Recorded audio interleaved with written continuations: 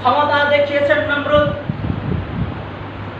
সেই নমরুদ হযরতে ইব্রাহিম আলা নবিয়িনা আলাইহিস সালাতু ওয়াস সালামকে হকের পথ থেকে দমিয়ে রাখবার জন্য, হক থেকে তাকে বিদায় করবার জন্য জ্বলন্ত আগুনের মধ্যে ফেলেছেন।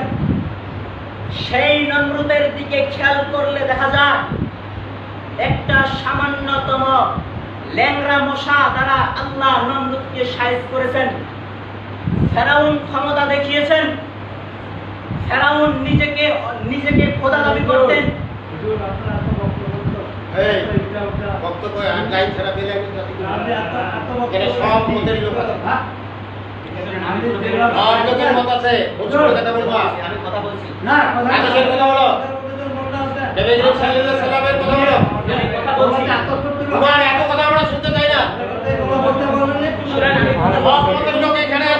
আমি কোরআনের বাইরে কথা বলি না, একটা কথা বলবে না, কোরআনের বাইরে কথা বলি নাই।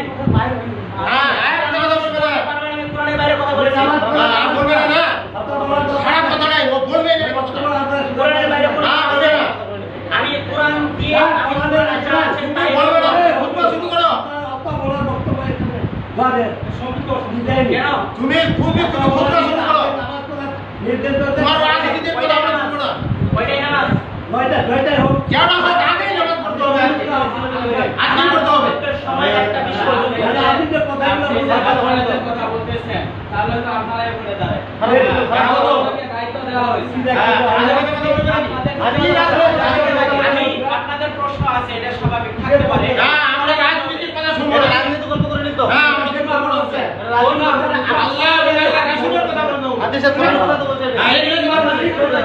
আপনি যদি ঈমান মানে থাকে নমরুদকে আপনার খালাতো ভাই, ফেরাউনকে আপনার মামাতো ভাই, ফেরাউনকে আপনার মামাতো ভাই, তোর বাপ তাহলে লাগে কেন? তোর বাপ আমার বাপ হোক সেটা বড় বিষয় না। আমার ভাই না, আমার বাপ ফেরাউনের কথা রাসূলের নেতৃত্ব দিতে ভাই, আমি বলছি ফেরাউনের কথা।